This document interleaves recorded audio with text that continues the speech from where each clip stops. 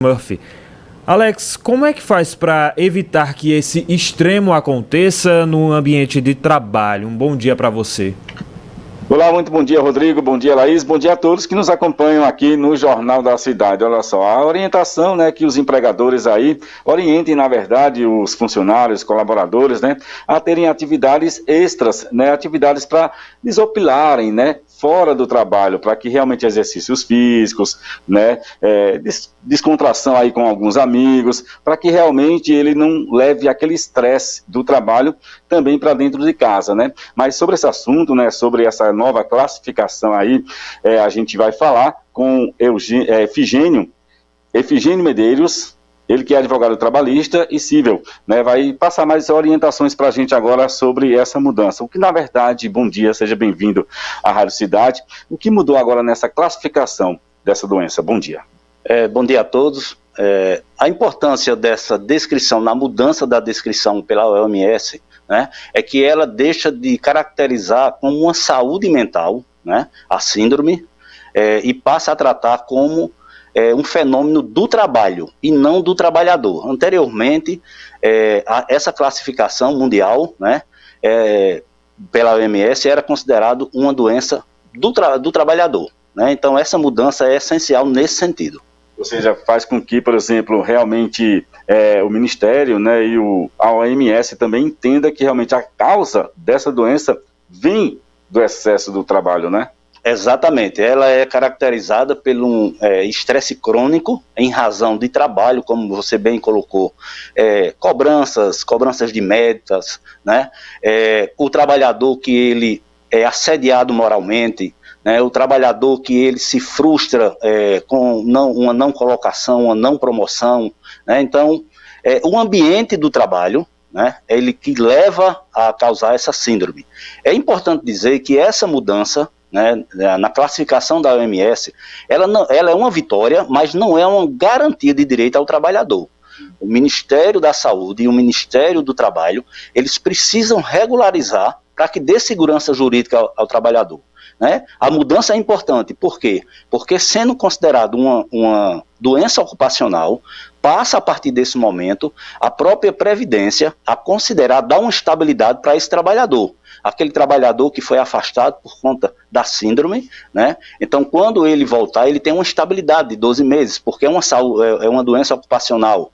Esse trabalhador que ele estiver num benefício, se não houver uma melhora, e os peritos do INSS analisarem que esse trabalhador ele não tem uma possibilidade de melhora, ele pode inclusive ser aposentado por invalidez. Então essa é a importância. A mudança na descrição pela OMS não é garantia total. Precisamos de ter segurança jurídica.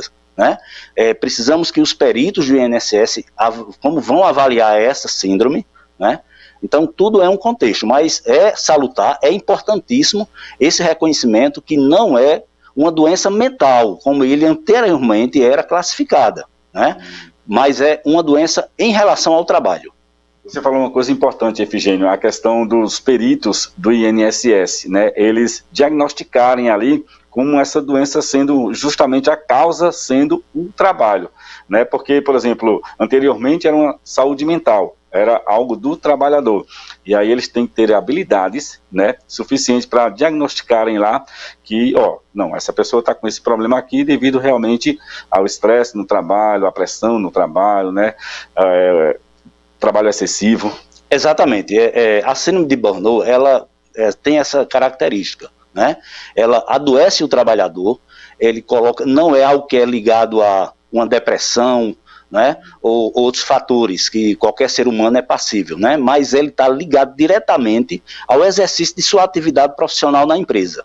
E o que nos preocupa é a falta desse regramento. A gente acredita que o governo ele é importantíssimo, que haja um regramento. A gente não sabe dizer hoje se um atestado médico ele vai ter uma validade para o perito do INSS, se vai ser necessário de um especialista maior nessa área. Então, esse regramento tem que ser discutido, porque vai haver demandas, e também para que não haja um aproveitamento, que a gente sabe que infelizmente acontece muito, é que o trabalhador, por uma frustração ou um problema pontual na empresa, se utilize disso, né, dessa nomenclatura, dessa nova descrição pela OMS, né, da síndrome, e diga que está com essa síndrome. Então, é importante demais, né, a referência desses especialistas, desses peritos, para que a gente possa identificar realmente, e se o trabalhador está com a síndrome, ele tem que ser tratado, ele tem que ser considerado como uma doença ocupacional. E realmente a orientação é essa, né, que, por exemplo, o trabalhador, ele procura distrair-se, né? Perfeito, você colocou algo muito importante, né?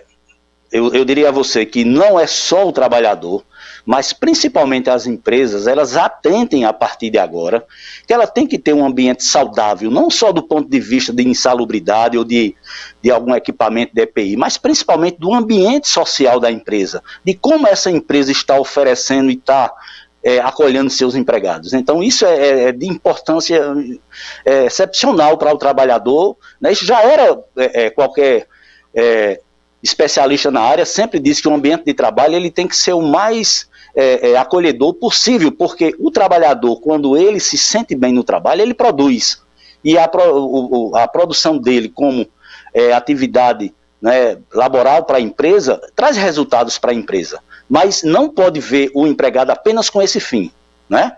O trabalhador, ele compõe uma equipe que compõe a empresa. Então a empresa tem que pensar a partir de agora exatamente em mudar esse ambiente, né? Tratar um ambiente mais saudável do ponto de vista social e da saúde mental do seu trabalhador. Efigênio, muito obrigado, viu, por sua participação aqui junto com a gente. Conversamos aqui com o doutor Efigênio Medeiros, ele que é advogado trabalhista e civil, né, passando orientações importantes sobre essa mudança, né, da síndrome de Burnout, né, que agora passa a ser classificada como também uma doença ocupacional a partir de janeiro. Volto com vocês aí no estúdio. Perfeito, muito obrigada, Alex. E olha, gente, falando de oportunidade, o governo de Pernambuco